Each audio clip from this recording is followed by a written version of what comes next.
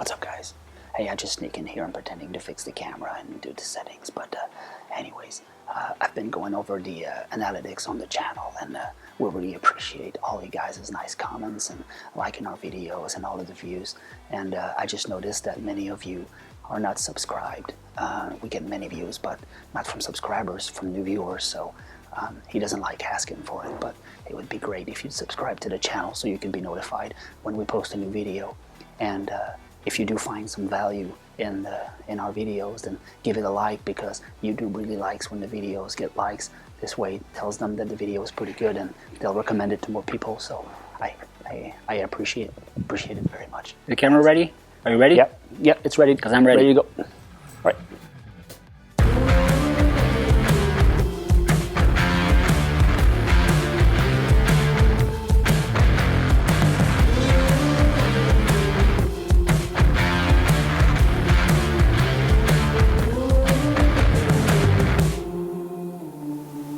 What's up, everybody? Jonathan Gauthier here. Welcome to another video. Today's topic is going to be on how to get your horses in shape. I believe it's very important to have our horses in the best physical condition possible when doing any training or any performance-based discipline.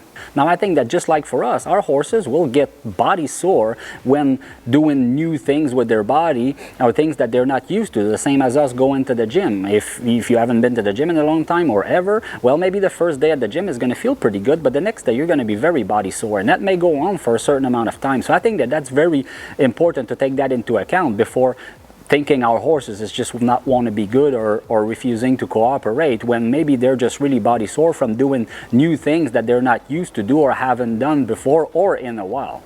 So the following exercises are going to be the exercises that I personally do on all of my horses coming into training for the first 2 to 4 weeks, to make sure that their body and mind is in optimal condition in order to be able to sustain the training coming ahead. Now, there are some specific areas of the body, such as the shoulder, the back, or the hips, that the horse is going to need to be very strong in order to perform well in most performance-based disciplines. And so those are going to be my areas of focus. I think that from the beginning on, it's very important that whichever position you're going to ask your horse to be in, your horse is going to need to be willing to go into that position. So you're going to need to start slow, and you're going to need to do a lot of stretching in order for your horse to be able to give its body in certain positions. And I think that if you go too quickly trying to put them in that position physically using your hands and your legs and not using any other strategies such as lunging and such, well, you may be training some of the muscles that the horse uses to resist the contact or the different demands that you're going to ask your horse to do, the different positions that you're going to want to put your horse in. And there's this one muscle that the horse needs to focus on or prioritize and concentrate its energy in order for him to be able to hold himself in that good position without any resistance. So I want to avoid training those muscles that are not necessary for my horse to be supple and to be in a certain position and hold itself in a good position. And so the best way for that are going to be to use the following exercises, such as lunging tied, using the long lines, and doing a lot of flexions from the ground. So let's look at those exercises now. So the first thing that I'm going to do with new horses coming into training is going to be the same thing that I do with all horses, and especially with young horses starting their training career, is going to be the flexions. I want my horses to be able to give me a full flexion on both sides and transition from one side to the other seamlessly without any resistance whatsoever. And doing this repeatedly and a horse giving it to you fully both direction is going to be a good sign that the horse trusts you, is confident, that is happy, and that is flexible enough to move on to the next step and do this moving forward. It's also going to be a good indicator of where you're at and how well they can use their body, because some horses may not be very supple or maybe pushy, maybe stiff. Some may be overly soft and may just overbend themselves and may be nervous in that position and chew on the bit. You're going to experiment various types of characters and attitudes when doing the flexions, but ultimately you want to have a horse that follows your movement very softly, and that when you release that movement, or that you release that flexion, that the thing that happened is the horse will lower its head towards the ground before coming back into neutral or before raising it again. I don't want to see a horse spring back out, and often horses are going to give it to you in short little bursts like that in order to be released, because this is going to be a game they're going to play for a short period of time, because you're going to release the slightest give possible in order to develop that into a good give down the road. So at the beginning they may give it to you just enough that they can be released, and it's okay to reward that, but it's very important to hold on to that flexion as long as the horse really accepted to give you that movement, and repeat it left and right as often as possible during the first 2 to 4 weeks in order to really warm up their neckline, warm up their shoulders before starting any workout. If you want to know more about flexions, I have full-length videos on the Comfort Zone horse training video series, so if you are not subscribed to that, I encourage you to go check that out, because this is something that's a very big part of my program, and I explain this into great lengths in many videos on there. Next, it's going to be important to do the flexions moving forward, but we're going to look at that a little bit later on into the video. The next exercise that I'm going to do is going to be very simple, and it's going to be to lunge the horse free in the round pen. If you don't have a round pen, you may skip this step and move on directly to the lunge line exercise. But if you have a round pen, I think that there's more to it than just letting your horse run around the round pen by itself. It's very important that the moment that you are engaged with the horse and you are facing that horse and you have a whip in your hand or whatever you use to go forward, I like to use a whip. The moment that you are in that position, it's a workout, and they should be doing what it is that you want them to do. Maybe the first few minutes or the first seconds, they will be a little bit too fresh to pay attention to what you want. I think it's okay to let them run around and buck. There's not much you can do about it. But the minute that they've spend that extra energy and that they're ready to work, it's important that you take control of the situation. I want to be able to control each paces, walk, trot, lope, and even add fast lope to it without my horses doing any funny things of their own. And where it's going to be probably the element most useful in this exercise is going to be once you have your horses loping, and some of them may like to run on their own and be forward, and those will be a little bit easier. Some may be lazy and you may need to chase them, but the ones that have that don't like to be told what to do or that have a little bit of attitude, I like to push them in that second gear at the lope, and I like to do it until that I can do that and they're not shaking their heads anymore, or they're not kicking around or falling out of lead. I want to provoke them to act silly until I basically can't anymore. This is what really tells me that I have a horse that is really well physically warmed up, but also mentally ready to work. Next, I'm going to like to lunge my horses tied with a string. Now this is something that you do not want to rush into and that you want to take your time to develop, and I suggest that you have already some training on your horse, especially at the lunge line, especially lunging, especially using the long lines, and also that are responding very well to the flexions, because you're going to tie their head in a certain position, and it's very important to start very slow and start very long. I start with a very mild contact and I just tighten up slightly as I go. Definitely not something that I rush into, but the purpose of this exercise is really good. So when done well, it's very useful, because taking your horse into a flexion or a slight incurvation and teaching is the beginning of teaching them to lift their shoulders. So teaching them that from on top of them is going to require you to push them forward with your legs, sometimes using your spurs, and hold them in the face. And it may be something that you may struggle with, going straight cold turkey into it. But if you spend some time in a round pen, really getting the fresh out of it and lunging them, and then tying them in a slight angle like this in a very safe fashion, and starting slow at the walk and just letting them find that place, letting them figure out how to use their body in order to travel at the walk or at the trot or at the lope, okay, while giving their inside shoulder and keeping it up, okay? So that's something that if you can let them figure out on their own and eventually find that nice place and just exercise it that way, and so they're not fighting you and you're not causing any stress or any trouble, it's just them figuring it out, well, then it's a very good way to work their body and getting them stronger without any stress or or any fighting going on.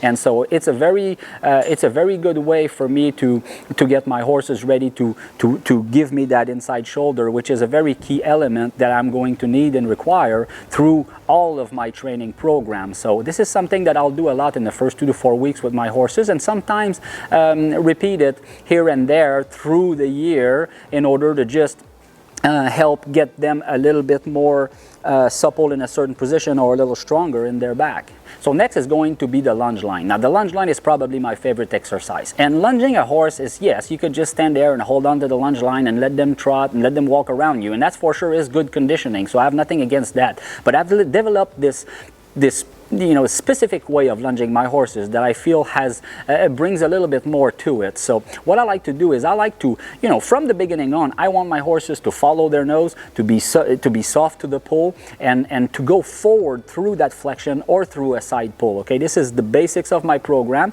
And so when I first start my young horses, I want to be able to open my hand and pull their nose a certain direction, and I want them to give to that as they push themselves forward into that direction. And so you can teach them the same thing on the lunge line. The way I like to lunge my horses, especially when really getting conditioning their body to become a little bit stronger and extend their stride and really teach them to drive that energy through their diagonal while they follow their nose, is going to be by applying a certain pressure to the lunge line, which for me, I just like to go from an extended arm to a hand behind my back. And sometimes I may even stop walking with the horse. I may just kind of bring my body to a halt or bring my body back in order to really shorten up that lunge line as I chase them forward with the whip. So my goal is that whenever I pull them towards me, they follow that without resisting, and they do the necessary effort with their body to extend their stride and drive their energy through the diagonal to really be able to do that 10-15 degree turn to the inside that I ask them to do when pulling.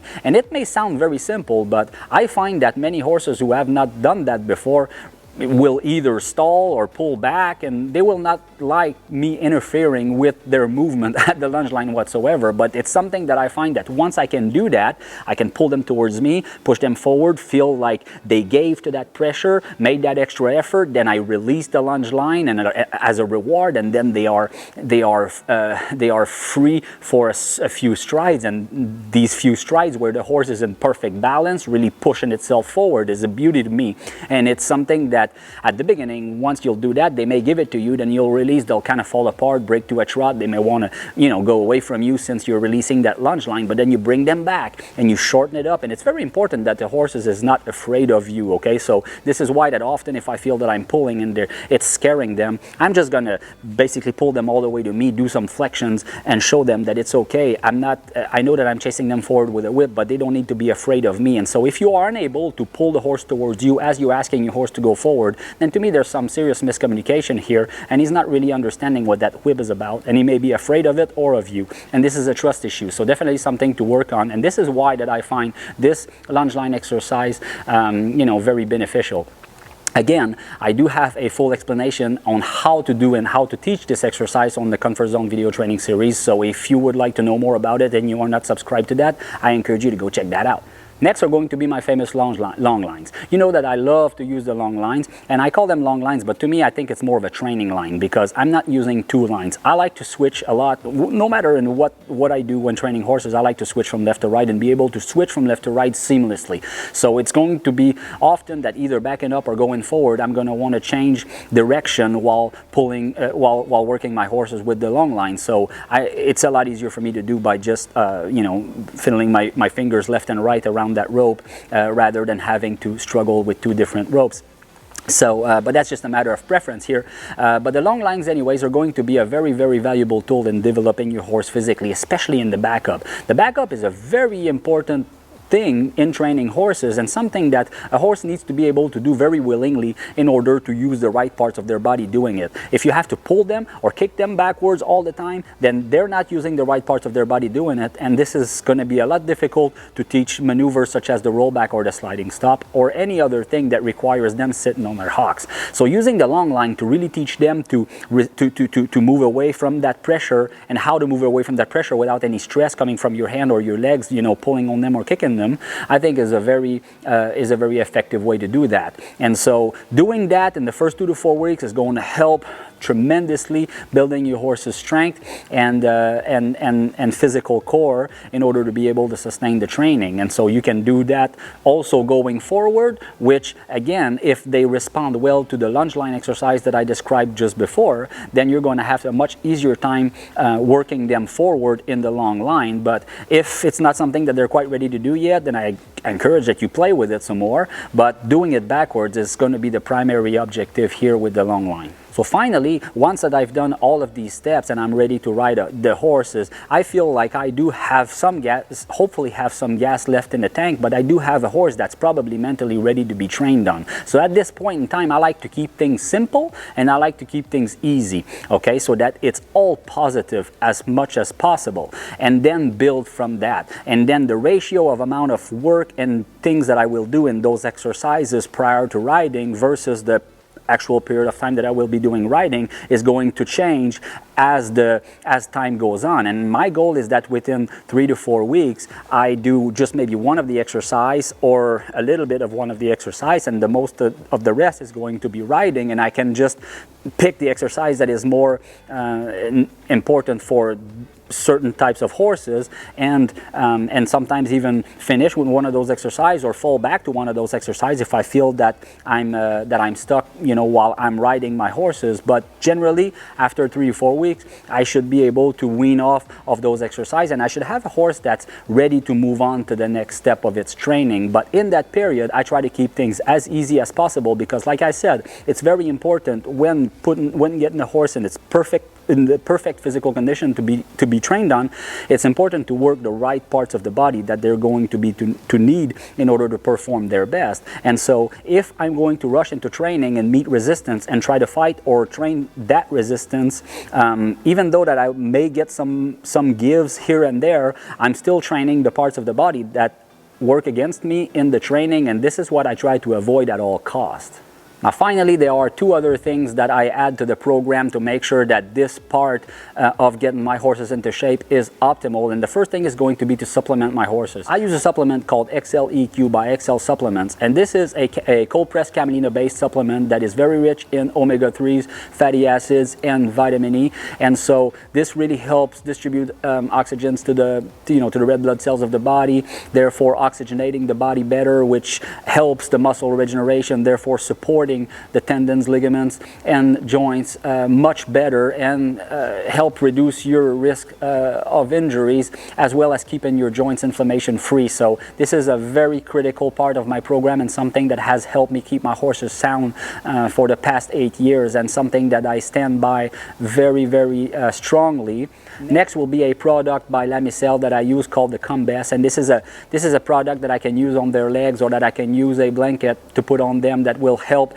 draw the heat and swelling from deep inside their body. And so I think that it's very important to use that in order to get that built up lactic acid from the muscles in order to reduce muscle soreness in the first 2 to 4 weeks of training. So using a product such as that after workouts or even pre-workouts in order to get those muscles softened up and the heat drawn out of them in order to reduce inflammation in the entire body, combining the Combest material with a good supplement such as XL Supplements and exercising your horse step by step the way that we've just described is definitely going to put you in the best possible situation to get your horses in the best physical condition possible in the shortest amount of time, and hopefully reduce the amount of injuries going on in performance horse training, which is, I believe, the ultimate goal. So I think our horses definitely deserve this type of attention. So I hope that you found some value to this video. If you did, please give it a like.